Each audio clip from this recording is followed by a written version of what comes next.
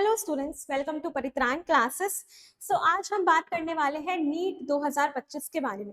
जैसे कि this is your Deepanshi ma'am and here I am botany faculty and मैं complete biology भी पढ़ाती हूँ।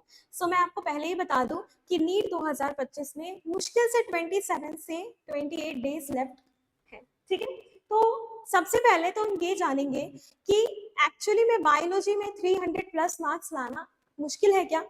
बिल्कुल नहीं। बायोलॉजी में 300 प्लस मार्क्स लाना बिल्कुल भी मुश्किल नहीं है अगर उसको सही तरीके से पढ़ा जाए तो। अच्छा, अभी 28 डेज के लिए हम क्या ऐसा करें कि बायो में हम मैक्सिमम मार्क्स 300 प्लस तक जा सकते हैं? ऐसे कौन से टॉपिक्स हैं? तो देखिए, अगर आप पहले से पढ़ते आए हो, बहुत अच्छे से पढ़ रहे हो, तो आपके लिए सबसे पहले मैं यही रिकमेंड करूंगी कि आप ज्यादा से ज्यादा रिविजन करें और टेस्ट दें। अगर आपने पार्ट टेस्ट दिया हुआ है तो फुल टेस्ट दीजिए। ठीक है, बायोलॉजी के लिए तो आप डेली एक फुल टेस्ट दे सकते हो। खुद को जितना ज्यादा बोलते हैं ना खींचोगे उतना ज्यादा आगे जाओगे। बिल्कुल ऐसे जब हम तीर धनुष का निशाना लगाते हैं तो हम क्या करते हैं, सबसे पहले उसको पीछे की तरफ पुल करते हैं, उसके बाद वो जाता है निशाने पे लगता है। इसका मतलब अपने आप को कंफर्ट जोन से बाहर निकालिए और बाहर निकाल कर खुद को एक्सटेंड करिए और ज्यादा से ज्यादा एफर्ट लगाइए, क्योंकि ये वही लास्ट 4 वीक्स बचे हैं जो आपको आपके सपनों की उड़ान तक पहुंचाएंगे, डॉक्टर बनाएंगे। ठीक है, तो प्लीज आप लोग ध्यान से मल्टीपल रिवीजन और टेस्ट देना ना भूलिए। बायोलॉजी के लिए स्पेशली आप प्रॉपर 90 क्वेश्चंस का फुल टेस्ट दिया कीजिए। ठीक है, इसके बाद अब मैं बात करूं डायग्राम, ईयर और डेटा। कोई भी डायग्राम है, एनसीईआरटी का कोई भी डायग्राम है, उसको नहीं छोड़ना है आप लोग को। इसके बाद ईयर, ईयर बहुत जगह पे ईयर मेंशन है, चाहे आप फोटोसिंथेसिस चैप्टर की बात कर लो, ठीक है, चाहे आप रेस्पिरेशन वाले पे, वहां पे भी कुछ ईयर्स मेंशन है। फोटोसिंथेसिस में तो आपको स्टार्टिंग में ही ईयर के सीरीज देखने को मिल जाएंगे कि कैसे कैसे साइंटिस्ट आए, कैसे कैसे ऑक्सीजन इवॉल्व हुआ, फोटोसिंथेसिस पढ़ेंगे कि किस तरह से वाटर से ऑक्सीजन आया, ये सब हम पढ़ते हैं। तो वहां पे भी आपको बहुत सारे साइंटिस्ट देखने को मिल जाएंगे और उनके साथ ईयर भी दिए गए। डेटा की बात करूं, कहीं कहीं तो प्रॉपर डेटा ही है कि ये ऐसा होता है। आप इकोसिस्टम इकोलॉजी पर इससे पहले मैंने एक वीडियो बनाई है, वो अगर आप ध्यान से देखेंगे तो उसमें आपको पता चलेगा कि वहां पे कई सारे ऐसे डेटा है जो आपको याद करने पड़ेंगे उस फॉर्मेट में। ठीक है, इसके बाद बहुत सारे कंसेप्चुअल क्वेश्चन है, आप बोलेंगे ये कहाँ से आते हैं, तो ये आप प्रिंसिपल ऑफ इनहेरिटेंस से देख लीजिए या फिर मॉलिक्यूलर बेसिस है, वहां पे आपको प्रॉपर पूरा का पूरा कंसेप्ट ही अप्लाई होता है। ठीक है, तो वहां से कंसेप्चुअल क्वेश्चन हो जाते हैं और पीवाईक्यूज को नहीं छोड़ना है। और जो बच्चे बिल्कुल नए हैं, अभी अभी 12th पास किया है, उनको नहीं पता है कि हमें नीट में बैठना तो है, हमने फॉर्म भर दिया है, तो हम क्या करें मैम, हम कैसे 30 डेज में बायोलॉजी के एनसीईआरटी पढ़े, हमें बिल्कुल समझ नहीं आ रहा है। कुछ लोग कह रहे हैं पीवाईक्यू की बुक लगा लो, कुछ लोग कह रहे हैं कि एनसीईआरटी पढ़ लो। ठीक है, लेकिन अगर आप बिल्कुल नहीं पढ़े हो, एनसीईआरटी को अच्छे से नहीं पढ़े हो, तो आपके लिए तो मैं बोलूंगी कि यही सही है कि पीवाईक्यूज लगाओ। और साथ साथ आपके लिए जिनका रिवीजन हो चुका है, जो टेस्ट दे रहे हैं, उनके लिए भी है ये, और 50 मोस्ट इंपॉर्टेंट टॉपिक सबके लिए है ये। ठीक है, तो देखो ये मैंने बनाया है 50 मोस्ट इंपॉर्टेंट टॉपिक का एक चार्ट।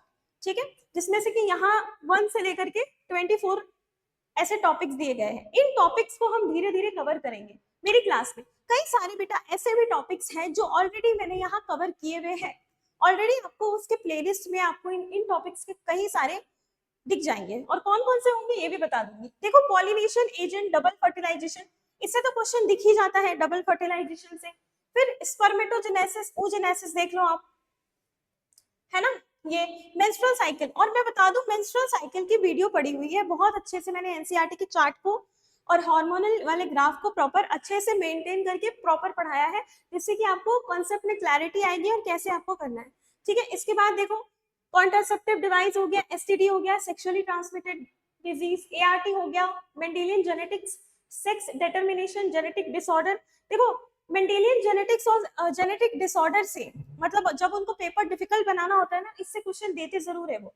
डीएनए के स्ट्रक्चर से डायरेक्ट इनडायरेक्ट रूप में आपको क्वेश्चंस देखने को मिल जाएंगे। इसके बाद ट्रांसक्रिप्शन, ठीक है, ट्रांसक्रिप्शन हो गया, लैक ऑपेरॉन हो गया, होमोलॉजी, एनालॉजी, इस पर इन सब पर हम वीडियोस बनाएंगे अभी। ठीक है, अभी जो हमारे पास 28 डेज लेफ्ट है, इन सब पर हम वीडियोस बनाएंगे। और इसके बाद देखो, नेक्स्ट टॉपिक है infectious disease, immunity, AIDS, cancer, drugs, microbes. हर साल माइक्रोब से क्वेश्चंस आते हैं, बहुत सिंपल आते हैं। आई थिंक उसके लिए पूरी किताब पढ़ने की भी जरूरत नहीं है। माइक्रोब से जो क्वेश्चन आते हैं हमें पता है कि वो एग्जाम्पल से ही आएंगे, वही सैक्रोमाइसिस सर्वेसी को रिपीट करेंगे, या तो प्रोपाइनोबैक्टम शेरेमनी वाली टॉपिक दे देंगे, या तो चीज कैसे बनता है। ये पीसीआर से क्वेश्चन आपको देखने को मिलते हैं कि पीसीआर है ना, वो जो प्रॉपर डीनेचुरेशन एम्प्लीफिकेशन वाला जो स्टेप्स है उनमें देखने को मिल जाएगा। बायोटेक्नोलॉजी वाले चैप्टर से दो चैप्टर है ना, एक बायोटेक्नोलॉजी है और दूसरा एक एप्लीकेशन वाला है। एप्लीकेशन वाला प्लीज ध्यान से पढ़ के जाना। एप्लीकेशन वाले में कई सारी चीजें, कुछ कॉन्सेप्चुअल है, कुछ तो बिल्कुल याद करने वाली है। तो एप्लीकेशन में बीटी कॉटन से क्वेश्चन आ जाता है, आरएनए इंटरफेरेंस से आ जाते हैं, ठीक है, और इंसुलिन से भी क्वेश्चन हमें देखने को मिलते हैं। फिर देखो यहाँ पे एज पिरामिड, पॉपुलेशन कर्व, वो जो लॉजिस्टिक वाला है, एक्सपोनेंशियल वाला है, उस कर्व से हमें देखने को मिलता है। Population interaction, fragmentation, leaching, decomposition वाला जो टॉपिक है उसकी बात हो रही है। इकोलॉजिकल पिरामिड से क्वेश्चंस रहते हैं।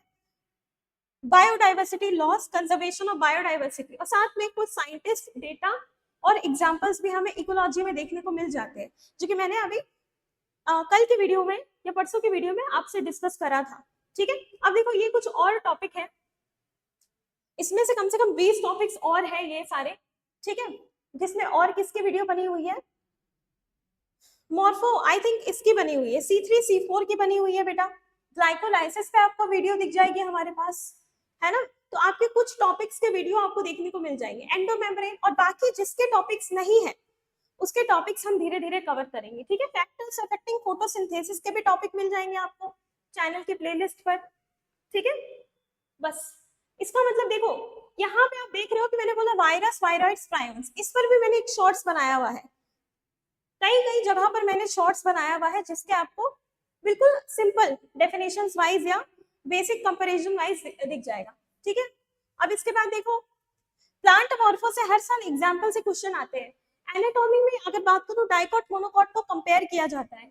इसके बाद और क्या बात करेंगे, इसके बाद देखो आगे पीजीआर, प्लांट ग्रोथ रेगुलेटर, सारे हार्मोन है, उनकी लिस्ट बना लो, उनके लिस्ट में से उनका जो जो बेसिक रोल है उसको रिवाइज कर लो, वही से क्वेश्चंस आते हैं। कार्डियक साइकिल हो गया, इससे तो हर साल क्वेश्चन आते हैं रेस्पिरेटरी वॉल्यूम से, है ना, कि आपसे प्रॉपर पूछा जाता है ईआरबी बताइए, टीबी बताइए, है ना, वाइटल कैपेसिटी बताइए, structure of muscles, joint, contraction और रिलैक्सेशन, वो जो मसल वाली थ्योरी है कॉन्ट्रैक्शन रिलैक्सेशन की, उसकी बात हो गई, ठीक है।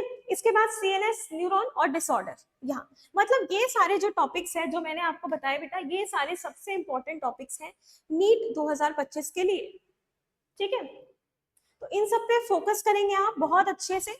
और सबसे इंपॉर्टेंट क्या है, सबसे इंपॉर्टेंट है आपका टेस्ट देना, बार बार मल्टीपल रिवीजन करना। अगर आप नए हो तो कोशिश करें, अगर आप टेस्ट नहीं दे पा रहे हो तो इन सारे टॉपिक्स को बहुत अच्छे से पढ़ के जाएंगे और साथ में PYQs नहीं छोड़ेंगे। और अगर आपके पास टाइम कम है, ठीक है, तो डायग्राम्स तो सारे के सारे देख लेने हैं, ठीक है। ईयर नहीं हो पाएगा आपसे, तो इनमें सबसे इंपॉर्टेंट क्या है, जो बच्चे एकदम नए हैं, जिनको नीट का कुछ नहीं आ रहा है, जिनके लिए कुछ नहीं है, वो 50 टॉपिक्स ये करके जाएंगे, ठीक है।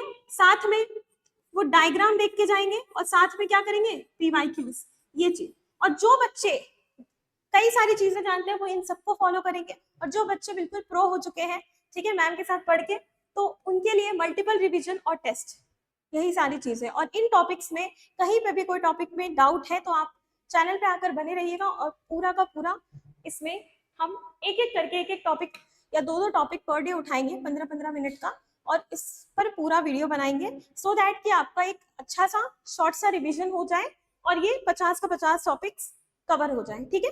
Thank you so much.